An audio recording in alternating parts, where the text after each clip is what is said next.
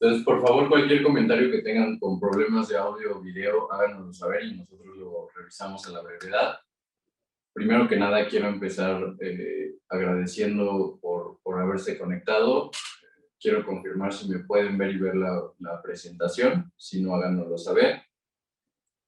Como lo saben, este webinar es de Time Electronics. Time Electronics es una empresa que se dedica a la fabricación de patrones de calibración del área eléctrica, entre otras.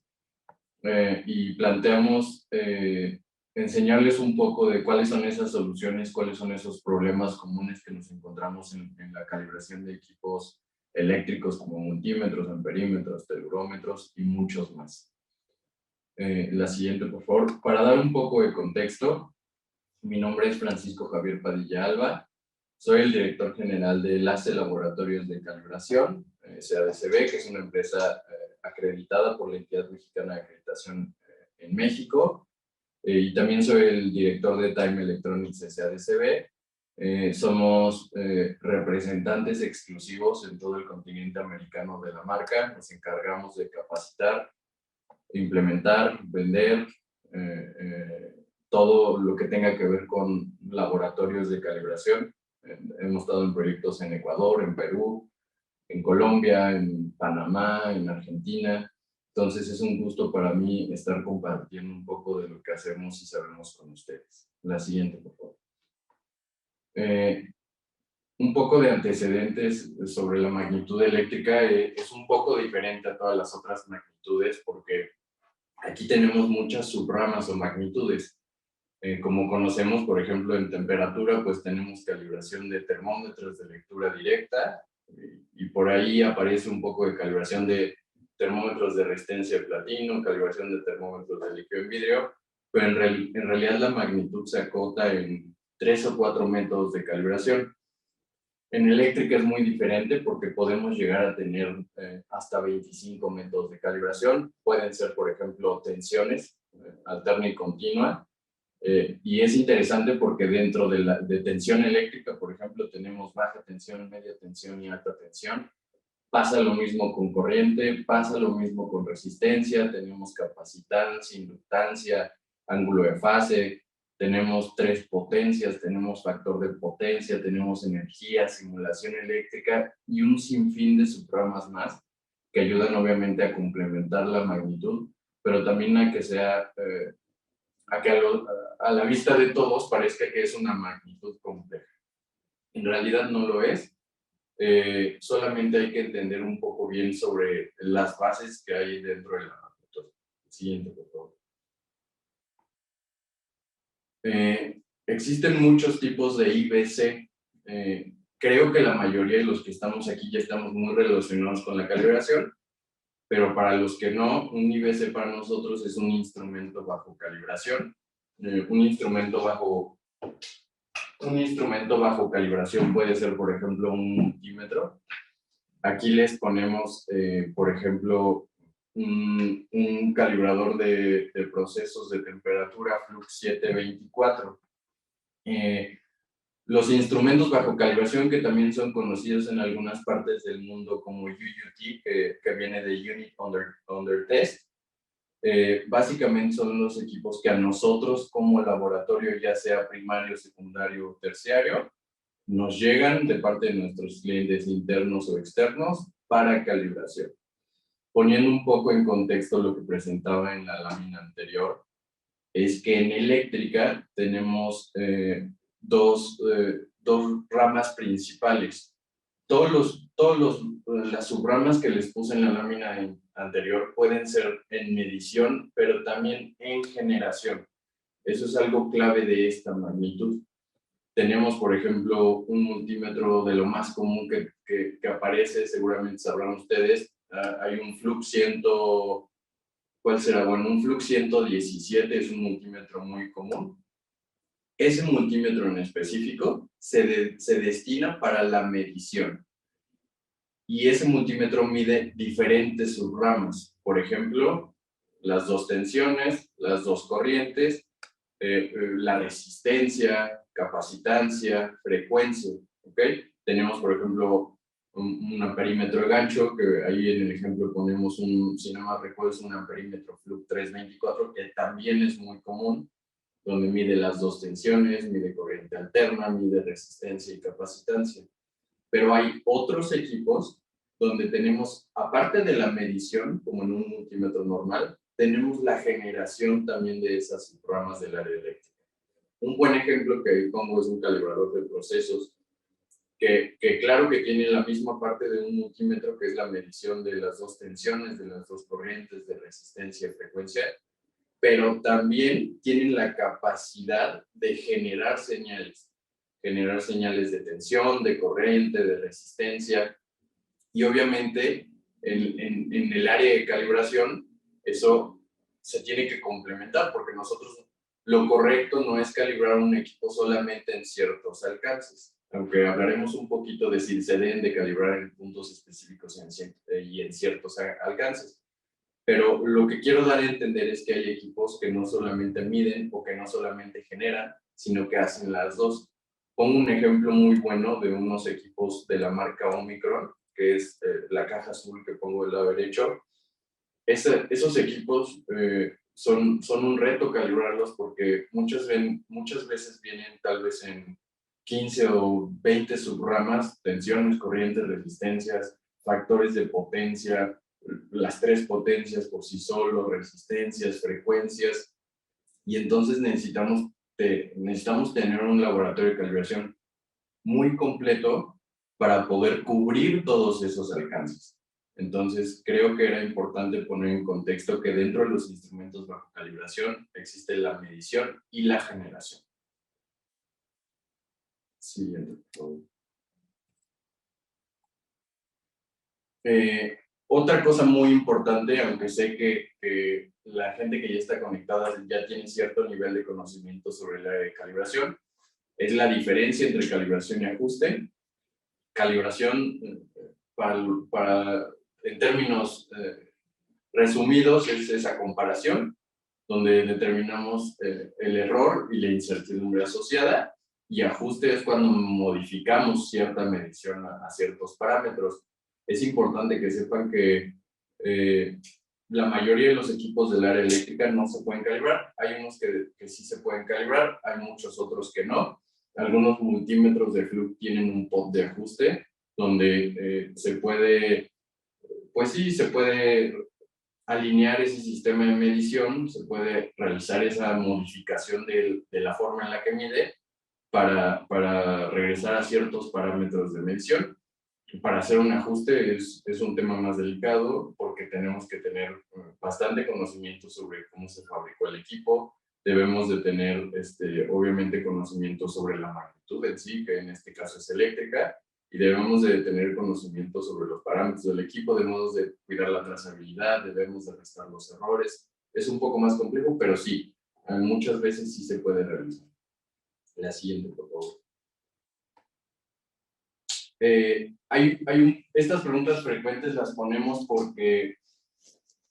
para poner un poco en contexto lo que vamos a presentar. Entonces, creo que ya hablamos de que no todos los equipos del área eléctrica se pueden ajustar. La siguiente pregunta es: ¿debo ajustar mi equipo en cada calibración? La respuesta es: no lo sé, depende del proceso al cual está sometido. Depende mucho de si el laboratorio con el que lo mando lo sabe realizar. No todos saben hacer el ajuste, y menos de equipos del área eléctrico. La siguiente pregunta, que también es muy importante, es si es necesario corregir la lectura de mi certificado. Esa pregunta sí tiene una respuesta, y es sí. Siempre el usuario debemos de invitarlo como laboratorio de calibración a que corrija esa lectura del certificado, porque claro que es importante tener la trazabilidad, y algo que va a complementar y va a cerrar el hecho de tener trazabilidad es corregir esa lectura. Es probable y es bueno que muchas veces no afecte esa corrección en mi proceso productivo, sin embargo, siempre se debe de hacer. La siguiente pregunta que me llega es, bueno, primero me preguntan si las incertidumbres son buenas que sean bajas o altas. La incertidumbre, recuerden que es, para términos sencillos, es la incertidumbre, perdónenme, la duda que tenemos de la calibración nosotros como laboratorio. Eso quiere decir que a ustedes les conviene que tengamos una duda muy chiquita de ese proceso de calibración que realizamos. Entonces, una incertidumbre baja sirve mucho porque cuando se emiten, no es tan común, pero cuando se emiten criterios de conformidad, donde se determina si un instrumento cumple o no cumple con cierto criterio, el factor diferencial en que pase o no pase el equipo muchas veces es la incertidumbre. Entonces, nosotros los invitamos siempre a que los laboratorios de calibración con los que calibramos tengan buenas incertidumbres, porque aparte de esa incertidumbre se tiene que ir dando y va creciendo conforme la trazabilidad va creciendo. Y siempre buscar tener bajas incertidumbres, porque es cuando menor duda hay del proceso productivo en el cual estamos trabajando. Y la última es cómo definir el periodo de calibración de mis equipos. La respuesta ahí es sencilla, nosotros como laboratorio de calibración no podemos definirlo. Hay una norma muy buena que es el documento ILAC G23, es OIMLD 10. En ese documento vienen 5 técnicas en los cuales les decimos de qué manera establecer periodos de calibración.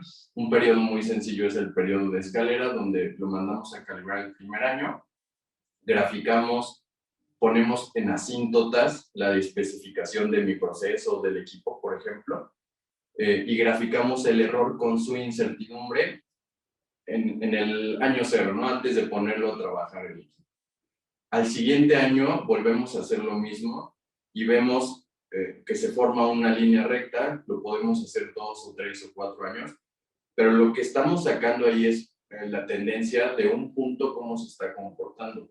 De esa manera nosotros podemos predecir si el equipo se seguirá comportando de una manera similar y en qué momento estaría fuera de la especificación que yo haya delimitado. ¿Ok? La siguiente, por favor.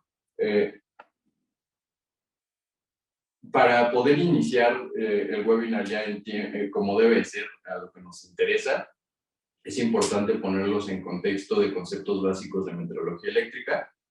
Ya vimos la parte de generación. Aquí pongo un ejemplo de este calibrador. Es un calibrador multifunciones que genera tensiones, corrientes, resistencias, potencias. Lo que hace es que genera dentro de sus componentes y envía una señal. Yo lo que hago es que a través de cables especiales mando esa señal a un instrumento bajo calibración que mide. Entonces, genero con el calibrador y envío la señal a un instrumento bajo calibración. Eso es la generación. Medición. Podemos tener medición de alta, baja y mediana exactitud. Por ejemplo, este equipo debe ser probablemente de 3,5 o de 4,5 dígitos. Este equipo, que es un multímetro, es de 6,5 dígitos, pero los dos hacen medición. Y hablando de dígitos, una pregunta muy común que nos hacen es, ¿qué son los dígitos? Bueno, los dígitos es muy sencillo. Un equipo de 3,5 dígitos quiere decir que los primeros 3 dígitos puede medir cualquier valor entre el 0 y el 9. Pero el medio dígito solamente mide o 0 o 1. Eso quiere decir que un equipo de 3,5 dígitos podría medir, por ejemplo, hasta 1999. Ahí el punto se va recorriendo. Voy a hacer una acotación sencilla. Hay equipos que no se miden por dígitos, sino se miden a través de cuentas. Por ejemplo, hay equipos Fluke que son de 400,000 cuentas. 400,000 cuentas equivaldrían a 5,5 dígitos. Eso quiere decir que todos los ceros que tiene 400,000 puede ser cualquier valor entre 0 y 9, pero el 4 siempre se le debe restar 1. Entonces quiere decir que cualquier valor entre el 0 y el 3 lo puede medir. 400,000 cuentas equivale a un equipo de 5 dígitos 3/4, porque solamente podría leer 399,999. No es tan común encontrar dígitos en cuentas. Sigue apareciendo, sigue existiendo. Lo correcto va a ser que en algún momento lleguemos a estandarizar un solo método de determinación de dígitos o cuentas. Los alcances, como ya los platicamos, normalmente se dan baja, media y alta. Por ejemplo, tenemos baja, y media y alta tensión. Vamos a verlo. Baja, media y alta resistencia, que también vamos a ver. Y otro más que tenemos, otro concepto básico de metrología eléctrica, es la exactitud. No es lo mismo un multímetro de baja exactitud, como lo puede ser un multímetro de 3,5 dígitos, como este Flux 724, un multímetro de 7,5 dígitos, como lo puede ser este 5065 de Time Electronics, que al ser 6,5 puede ser considerado un equipo de mediana exactitud. Y hay equipos de 7,5, por ejemplo, nuestros 5075 son 7 dígitos y medio, o hay equipos de 8,5 dígitos. Eso ya empieza a entrar en alta exactitud. ¿Ok? Siguiente, por favor. Ok, vamos a empezar describiendo cómo se realiza la calibración de cada uno de los siguientes equipos. Vamos a hacer obviamente una descripción sencilla pero buena para que los podamos poner en contexto. Los telurómetros son equipos que miden resistencias de baja exactitud. Por sí solos miden baja exactitud, pero se acuerdan que tenemos alcances que es baja, media y alta, por ejemplo, resistencia. Los telurómetros miden media resistencia. Se utilizan, por ejemplo, para verificar si la resistencia de la instalación eléctrica de una oficina o de una casa tiene cierta resistencia específica que solicitan las normas. Pero los telurómetros tienen una particularidad. Hay que recordar que en calibración eléctrica, casi todo lo basamos en la fórmula de la ley de Ohm. Entonces, lo que hacemos es que podemos generar cierta tensión a través de décadas de resistencia. Esta década, por ejemplo, es el modelo 1051 y viene de 0.01 Ohm a 100 kiloohms. Los telurómetros normalmente vienen en un intervalo de 2 a 200 o de 2 a 2000. Obviamente hay algunos que son un poco menores, un poco mayores. Yo estoy hablando un poco sobre los promedios de los telurómetros que existen. Los telurómetros tienen la particularidad de que cuando reciben la resistencia, inyectan una tensión y una corriente de regreso. Nosotros necesitamos cuidar mucho ese proceso porque no todos los equipos están diseñados para soportar una tensión o una corriente de retorno. Hay décadas especiales, muchas se conocen como décadas de potencia, que están diseñadas para recibir esas tensiones y corrientes de retorno. El consejo primordial para la calibración de telurómetros es que debemos siempre de medir la tensión y la corriente de regreso. Eso lo podemos sacar de ficha técnica, pero aparte debemos de revisarla y confirmarla. Lo podemos hacer con un multímetro, normalmente se hace con un multímetro, pero de esa manera vamos a cuidar nosotros nuestro patrón. No aplica solamente para las décadas de Time Electronics, aplica para cualquier otra década de cualquier otro fabricante. Siempre debemos de medir esas tensiones y esas corrientes de retorno, porque es muy común que quememos las décadas por no medir esas tensiones y corrientes de retorno. Los telurómetros muchas veces también se calibran en tensión, porque tienen una indicación de tensión. Puede ser por cálculo, por fórmula de ley de Ohm, o puede ser porque realmente tienen esa parte de medición. Nosotros aquí, si se fijan, nosotros ponemos etiquetas. Estas etiquetas lo que le están indicando es, como sabemos cuáles son los diales donde se genera la resistencia, las etiquetas nosotros les ponemos cuál es la corriente máxima que soportan. Es muy importante porque si no las vamos a quemar. Para calibración de telurómetros es importante también, se hacen arreglos a 2 y a 4 hilos, se utilizan puntas especiales. Hay que recordar que el arreglo a 4 hilos no se hace por otra cosa sino para eliminar esa resistencia residual que existe, y siempre debemos de considerar esa resistencia residual. También la conocen como resistencia parásita, pero estamos hablando de la misma. Siempre hay que hacer esa compensación y tener en cuenta, inclusive restar del error que vamos a arrojar esa resistencia. Si quieres, vamos con la siguiente. Ok, la siguiente que vamos a presentar es la calibración de medidores de resistencia de aislamiento. Seguimos hablando de resistencia, pero aquí la resistencia es un poco diferente porque en el telurómetro hablábamos que la resistencia normalmente se mide en un intervalo de 0 a 2000 ohms, por ejemplo, y normalmente la tensión está sobre los 100 o 200 volts. Como su nombre lo dice, los medidores, al momento que calibramos medidores de resistencia de aislamiento, lo que miden estos equipos como tal es esa capacidad de aislamiento que tienen los cables o las instalaciones. Por lo tanto, lo que hacen es que inyectan una tensión muy grande. Estamos hablando en el orden de tensiones de 1000 volts, 5000 volts y 10,000 volts. Es muy grande esa tensión. Entonces, las recomendaciones aquí son diferentes. Primero, debemos de tener una década que esté fabricada especialmente con resistores que soporten la alta tensión. En segundo lugar, debemos utilizar unos cables especiales diseñados para soportar la alta tensión, pero también obviamente para manejar esa resistencia. Nosotros, por ejemplo, incluimos en los calibradores estos cables porque son especiales para la calibración de medidores de resistencia y aislamiento.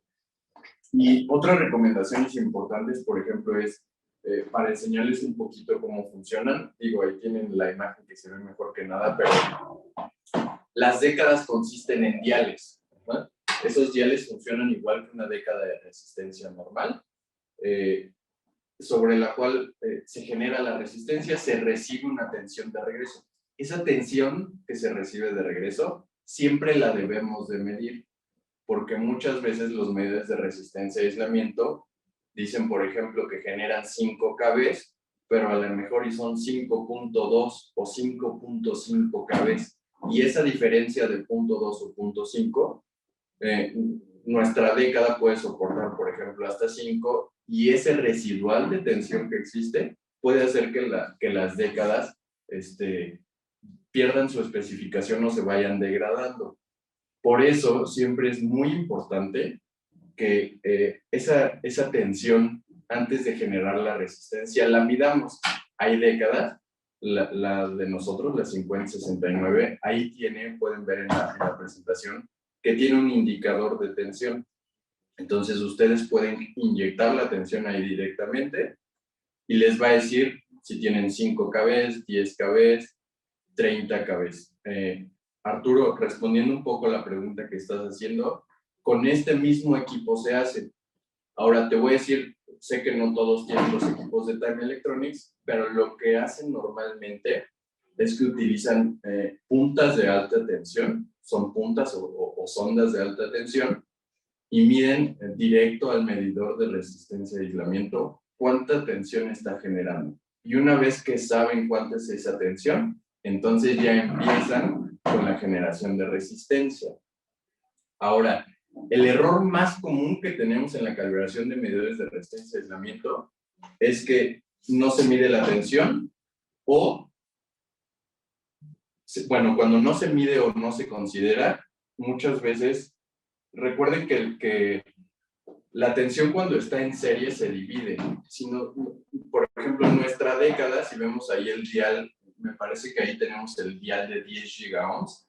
Ese dial de 10 gigaohms soporta una tensión de 10 kV. Supongamos que nuestro equipo está generando 11 kV, porque nuestro medidor de resistencia y aislamiento no es tan preciso o tan fino en la generación de tensión.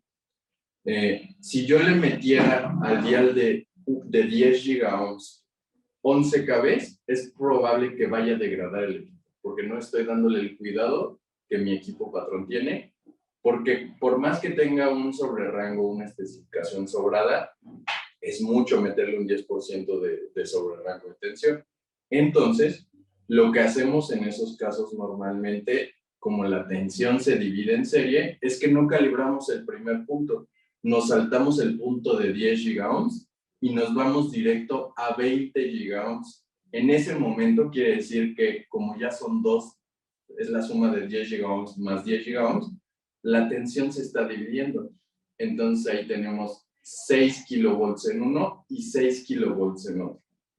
Pero al medir la tensión, yo me di cuenta que eran 11. Muchas veces puede ser que los equipos estén totalmente fuera de especificación.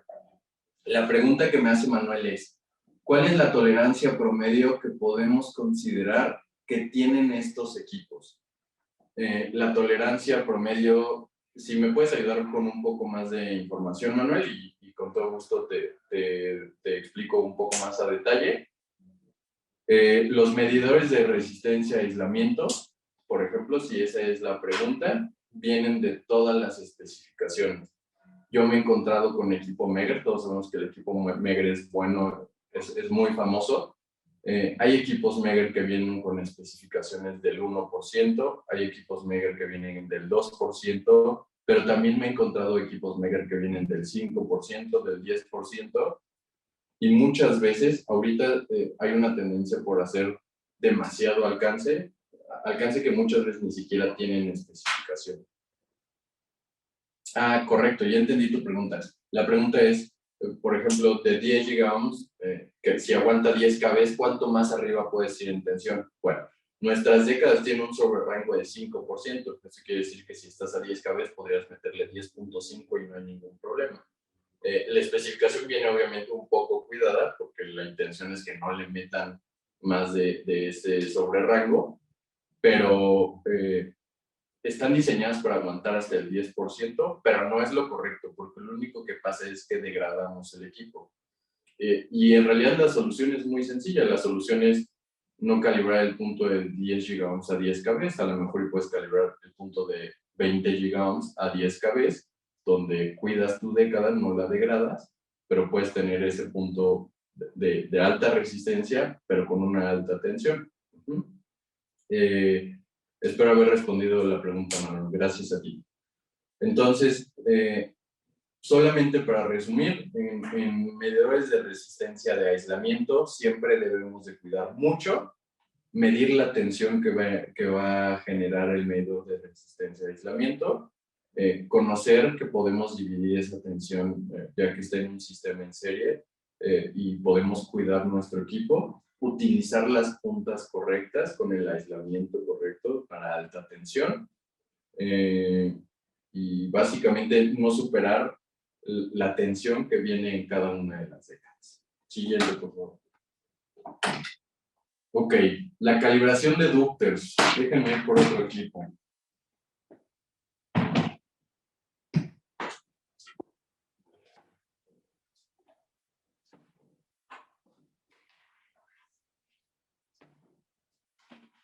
Ustedes tienen ahí en la imagen un modelo que nosotros vendemos que es el 5070. Ese equipo sirve para la calibración de ducters. Los ducters también son conocidos como micrómetros. Los micrómetros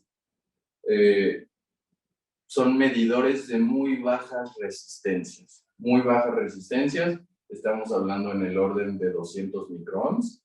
Nuestro equipo viene configurado, por ejemplo, de 200 microohms a 2 ohms.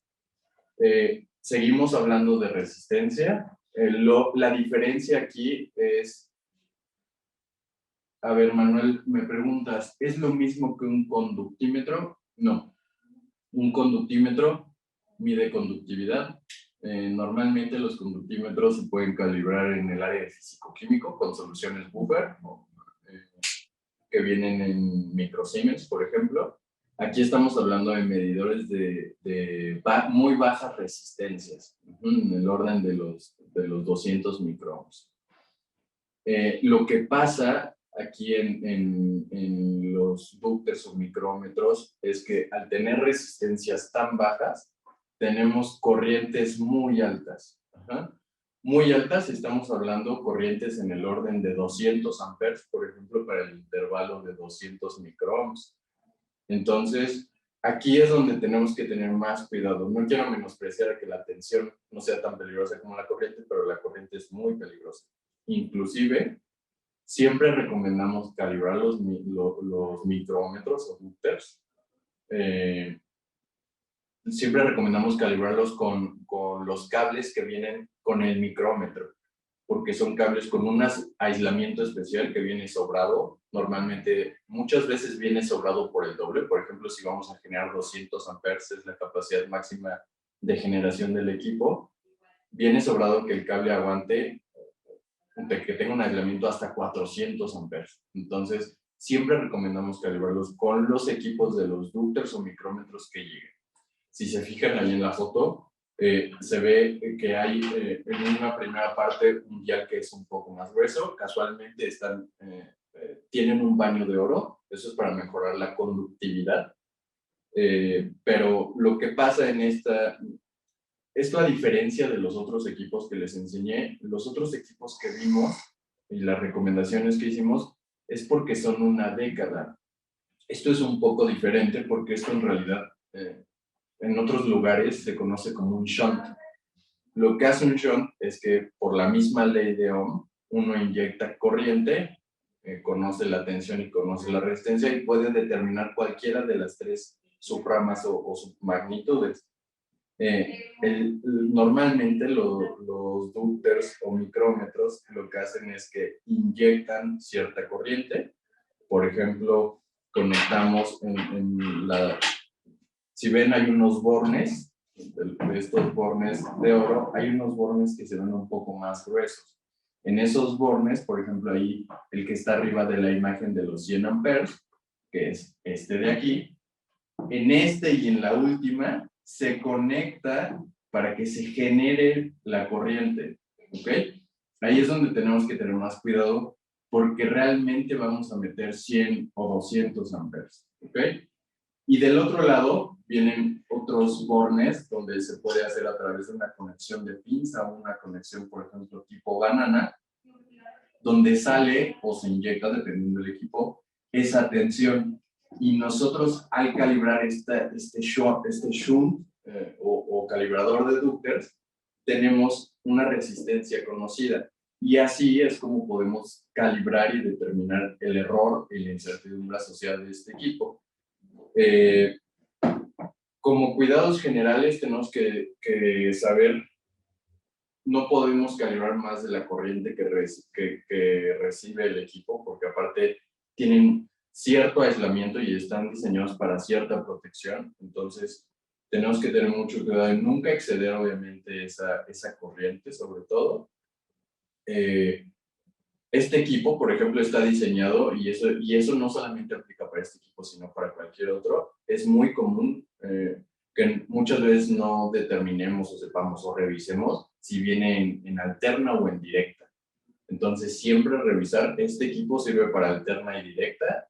Eso es algo bueno, pero no por eso tenemos que dejar de cuidar cuál de las dos es, ¿no?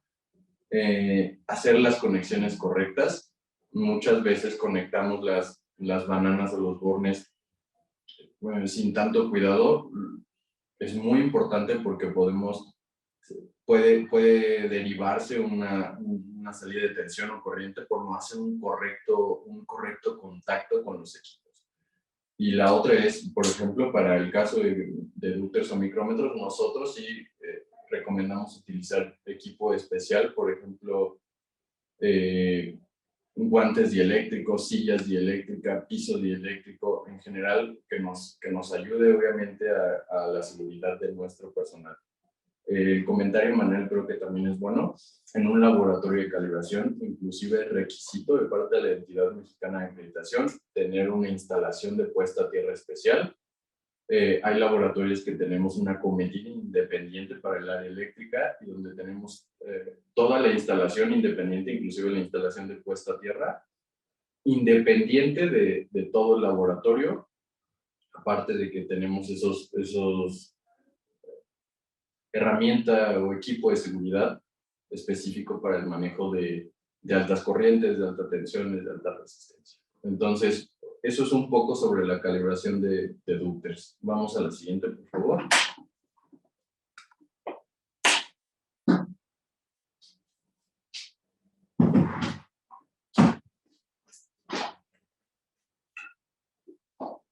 Ok, vamos a la siguiente, que es calibración de amperímetros. Todos conocemos los amperímetros. Sabemos que su función principal es la medición de corriente a través de el gancho que manejan. Es importante que sepamos, obviamente, que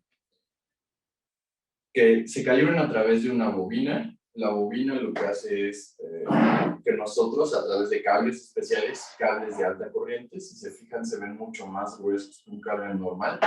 Lo que hacemos es que a través de un calibrador multifunciones, podría ser el Time Electronic 5025, hacemos la generación de cierta corriente. La bobina consiste en un cable de cobre que da 50 vueltas, y lo que hacemos es generar un campo eléctrico que puede medir este equipo. La recomendación es, aparte de que los cables estén hechos, los cables que van del calibrador a la bobina estén hechos con un material especial para aguantar la alta corriente, debemos de tener cuidado que la bobina esté alineada siempre al centro que el amperímetro esté alineado siempre al centro, porque muchas veces hemos visto aplicaciones donde el amperímetro inclusive está colgado, no está al centro, no está bien cerrado. Tenemos que cuidar mucho que las tenazas cierren perfectamente bien y que hagan un contacto correcto, porque de eso depende la exactitud de la medición muchas veces. Después, que esté orientado al centro de la bobina, y que la bobina forme parte del cálculo de incertidumbre como tal. Muchos laboratorios no están considerando ese cálculo de incertidumbre, y la bobina es un equipo, es un accesorio de calibración, y su especificación forma parte del cálculo de incertidumbre. Entonces, obviamente todo lo que estamos viendo lo vamos a ir desarrollando en cada uno de los webinars que vamos a hacer, pero son generalidades importantes que necesitan tener consideradas para la calibración de sus equipos. Vamos con la siguiente, por favor. Ok, las décadas. Como ya vimos, las décadas se utilizan en la calibración de algunos equipos. Por ejemplo, la calibración de telurómetros fue el ejemplo que vimos, pero también se utiliza, por ejemplo, en la calibración de aplicaciones de resistencia, por ejemplo, indicadores, controladores que trabajan a través de un RTD, y lo que se hace es que tienen diales que van dando vueltas, y se puede generar cualquier combinación de resistencia que se esté buscando. Ahora, algo importante es, no solamente hay décadas de resistencia, también tenemos décadas de inductancia, tenemos décadas de capacitancia. Básicamente funcionan igual. Lo que tenemos que tener en cuenta es, creo que ya lo vimos y lo dejamos claro, pero es importante mencionarlo de nuevo, no sobrepasar las tensiones y las corrientes que aguantan por defecto en cuanto a su especificación. Obviamente tenemos que siempre buscar hacer la compensación a 4 hilos para eliminar la residual, y tenemos que tener cuidado los materiales. Muchas veces los materiales afectan un poco más en el área de temperatura, pero debemos de buscar homogeneidad y estandarización en los materiales para tener la mejor conductividad y eliminar siempre esa resistencia parásita. La siguiente, por favor. Ok, vamos a lo que estábamos, creo que es la mayor duda de todos. También hay de inductancia, ¿es correcto, Arturo? Hay décadas de resistencia, de capacitancia, de inductancia. Como vimos, hay diferentes tipos de multímetros. La calibración de multímetros se hace utilizando un calibrador multifunciones. Hay calibradores multifunciones de muchas marcas. En este caso, nosotros estamos aquí con el 5025 C-Serie 2, es la nueva serie, acaba de salir hace algunos meses. Este calibrador, los calibradores normalmente vienen especificaciones como son de de mediana y alta exactitud ya en partes por millón. Este calibrador, por ejemplo, hace la generación para que un multímetro mida esa generación en el orden de 15 partes por millón de exactitud. Entonces, este calibrador nos sirve para calibrar multímetros de hasta 6,5 dígitos. Las recomendaciones generales para calibración de multímetros es, primero, revisar el fusible. Es muy común que los fusibles de los multímetros vengan dañados. Les podría decir que 3 de cada 10 multímetros que calibramos vienen con el fusible dañado. Tienen que tener mucho cuidado porque hemos visto prácticas de los... Dice, ¿cuánto cuesta Broxel los patrones? Gracias, Ernesto. Si quieres te buscamos al final para darte un poco más de información. Hemos visto que una práctica muy común, como los fusibles en realidad es un sistema de protección, es bueno que tengan los fusibles, pero muchas veces el usuario por un mal manejo está abriendo los fusibles de manera recurrente. Hemos visto que acostumbran a puentearlos con un cable de cobre, por ejemplo. Es muy mala práctica, porque si han abierto ese fusible en varias ocasiones, quiere decir que hay un problema en la operación del equipo. Entonces, poner un cable de cobre lo único que va a hacer es que el multímetro se eche a perder más rápido de lo que iba a suceder. No hagan esa práctica. Siempre tenemos que invitar al usuario a que aprenda a utilizar de manera correcta los multímetros. Muchos multímetros tienen selectores. No es el caso. Es bueno tener un lote de fusibles. Desde luego, todos los laboratorios debemos de tener un lote de fusibles. Muchas veces los fusibles estamos acostumbrados a comprar fusibles de 5 pesos, pero en la práctica hay fusibles que son muy caros. Hemos visto fusibles de $10, $20 sin problemas. Debemos de cuidar mucho, capacitar al usuario sobre el uso de un multímetro. Normalmente tienen selectores. Los selectores son esas perillas. Por ejemplo, el amperímetro sí tiene esta perilla. Muchas veces ni siquiera sabemos discriminar entre corriente alterna y corriente directa, por ejemplo. Entonces, capacitar en primer lugar sobre el uso de un multímetro de un usuario es importante. El uso adecuado de los fusibles es importante en los multímetros. Las conexiones, por ejemplo, tienen bornes, diferentes bornes. Muchas veces el usuario no sabe a qué bornes son los que se debe de conectar.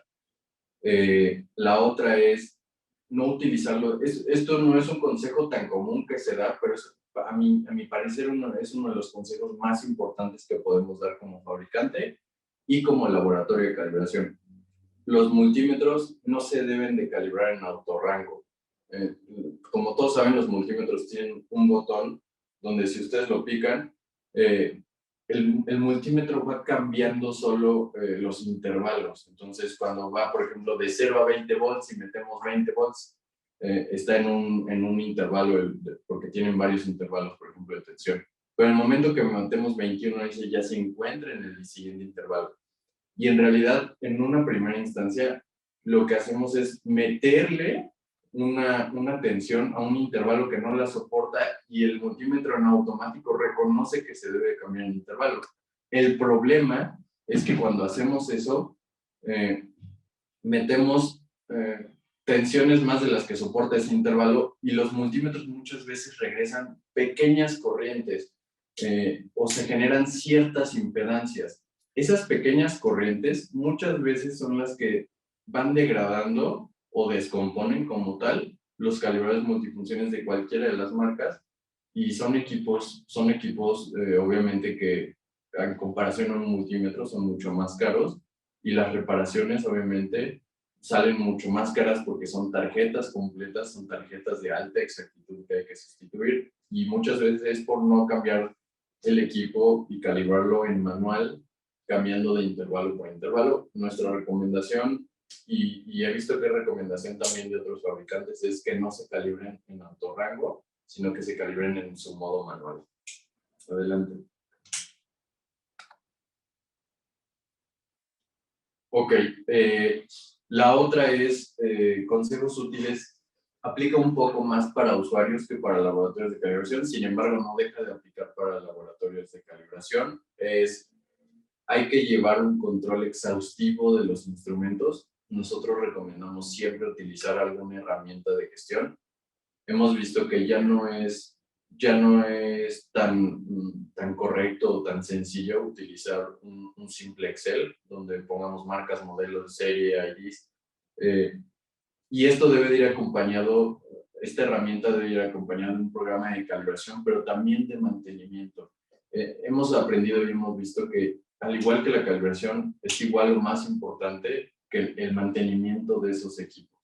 Porque muchas veces vienen a calibración, pero como no hay un mantenimiento, el equipo sale de especificación mucho antes de lo que hubiera sido una vida útil por el uso que se le da. Entonces, si nosotros complementamos siempre la calibración con un buen mantenimiento, podemos prolongar la vida de nuestros equipos y gestionar muchísimo más de manera correcta ese control instrumental. Definir especificaciones, cartas de control, fechas de verificación, también es importante y es vital. La siguiente, por favor. Para diseñar un sistema de calibración de cualquier magnitud es importante definir cuál es la magnitud, cuál es el intervalo que quiero calibrar, definir esas especificaciones que quiero calibrar, por ejemplo, 150 partes por millón, 0.05% de la escala, 2%, etcétera. Que quiero, por ejemplo, si queremos poner dentro de mi laboratorio o hacer reparación y mantenimiento, pues necesitaré un cautín, una lupa, una tarjeta, un bastidor para sostener las tarjetas. Debemos de analizar muy bien qué es lo que queremos calibrar. Una vez definido eso, ya debemos de buscar cuál es la solución correcta. Siempre debemos de hacer estudios de retorno de inversión. No debe de ser nada más comprar por comprar, sino realmente saber en cuánto tiempo podemos recuperar la inversión que hacemos sobre cualquier sistema de calibración de equipo patrón que estemos comprando. Y si fuéramos una empresa, definir cuánto gasto en calibraciones versus cuánto me cuestan los patrones, ¿no? Muchas veces nos hemos dado cuenta que hemos vendido sistemas de calibración muy complejos, donde nos damos cuenta que el usuario llevaba calibrando 5 años y el laboratorio de calibración completo lo recuperó en 6 meses, pero no tenía idea de que en realidad estaba gastando mucho más dinero del que podía haber ahorrado con un sistema de calibración propio. Por eso aquí ya no solamente es un análisis técnico de lo que necesito, sino también financiero de los retornos de inversión y de cuánto es mi gasto y mi costo de oportunidad. Siguiente, por favor. Solamente para recapitular, las ventajas de los equipos Time Electronics son equipos que tienen funciones de seguridad, son equipos que incluyen capacitación, es muy importante para nosotros porque que nosotros demos la capacitación a ustedes es muy importante porque cuidan que nuestros equipos que son de ustedes ahora conserven sus especificaciones y duren muchos años, que duren mucho a lo largo del tiempo, que tengan una deriva muy baja, que puedan dar mucho trabajo, que puedan generar mucho retorno sobre la inversión sobre nuestros equipos. Son equipos, obviamente, que tienen, obviamente el precio es importante, tienen un buen nivel de precio, tienen un precio muy competitivo y la capacitación que damos con todos los equipos amarra muy bien toda esa parte porque recuperan mucho esa inversión. Para relación de transformación, sí tenemos equipos patrón, con todo gusto, Arturo, si quieres vamos a guardar ahorita, tenemos el formulario y tus datos, te buscamos. Tenemos equipos para calibración de prácticamente cualquier solución del área eléctrica. Entonces, si quieres pasar a la siguiente lámina. Te faltó la pregunta de Manuel. A ver, perdóname, no la alcancé a ver. ¿Cada cuándo se debe recertificar un equipo de certificación? ¿Cada cuánto se debe recertificar un equipo de calibración? La pregunta no tiene respuesta, la pregunta es la determina el usuario. la determina el usuario hablando yo como laboratorio de calibración, pero también hablando como usuario final de un instrumento bajo calibración como un multímetro. Nosotros como laboratorio o cualquier laboratorio de calibración no puede determinar esa vigencia. Esa vigencia la determino yo de acuerdo a mi proceso. Me puedo basar en una norma, en una guía técnica, me puedo basar, por ejemplo, en la cantidad de uso. No sería lo mismo que usara, por ejemplo, una balanza que utilizo 30 veces al día, donde está en un proceso crítico. Sería un equipo muy delicado, un equipo que utilizo como verificación intermedia una vez cada 6 meses. Yo creo que el periodo debería de cambiar. Los invito allí a que abran la guía del documento ILAC G23, la OIMLD 10, donde nos dice de manera muy puntual y sencilla, es muy resumida, no es un documento tan extenso, 5 técnicas para establecer esos periodos de calibración. Nosotros como laboratorios de calibración también tenemos que utilizar ese documento. Nosotros aparte nos basamos en recomendaciones, por ejemplo, en nuestro caso de la entidad mexicana de acreditación, pero depende de todo eso. ¿Qué tipo? No alcancé a abrir la pregunta anterior, perdón. ¿Qué tipo de equipo significa el grueso de trabajo para un laboratorio de calibración de eléctrica? ¿Y con qué equipo patrón se puede ejecutar? Qué buena pregunta. Fue Víctor, ¿verdad? Julián Aranda. Perdóname, Julián. Mira, Julián, el grueso del trabajo de un equipo del área eléctrica se centra en multímetros, amperímetros, telurómetros y medidores de resistencia y aislamiento. También hay, por ejemplo, los dúcteros también son importantes porque un dúcter se cobra a muy buen precio, pero no hay tantos como multímetros. Por ejemplo, los multímetros se calibran con este calibrador multifunciones. En este caso tenemos el 5025C-Serie 2, que sirve para multímetros de hasta 6,5 dígitos. Los multímetros yo los categorizo dentro de los calibradores de proceso, pero en realidad para calibrar calibradores de proceso necesitamos el calibrador multifunciones más un multímetro patrón. En Time Electronics tenemos 6,5, 7,5. Los amperímetros que vimos que se calibran con el calibrador multifunciones más una bobina de 50 vueltas. Los medidores de resistencia y aislamiento que se calibran con la década que vimos, donde la tensión se divide en serie y podemos calibrar, por ejemplo, 100 gigaohms a 10 kb, ¿no? Yo creo, en la experiencia que tengo, el grueso de las calibraciones se centra en esos equipos. Este calibrador, por ejemplo, sirve para muchas otras aplicaciones, sirve para multímetros, amperímetros, ya lo vimos, pero también sirve para controladores, para indicadores de temperatura, porque tiene simulación eléctrica, sirve para puentes RCL, porque de adentro tiene una década de capacitancia y una década de inductancia. Este calibrador en específico tiene terminación SCP. La terminación SCP quiere decir que también sirve para osciloscopios. Sirve para osciloscopios, para tacómetros y para cronómetros. Por ejemplo, los tacómetros se calibran con uno de estos accesorios, es el accesorio 9773. Lo que pasa en términos breves, es un poco más de tiempo y frecuencia eso, pero existe una relación entre los ciclos por minuto, entre hertz y revoluciones por minuto.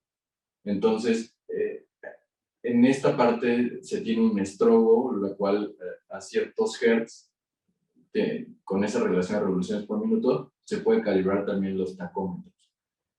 Hace deflexiones de osciloscopios, hace en realidad todas las pruebas que se requieren para osciloscopios, que son barridos, deflexiones, etcétera, etcétera.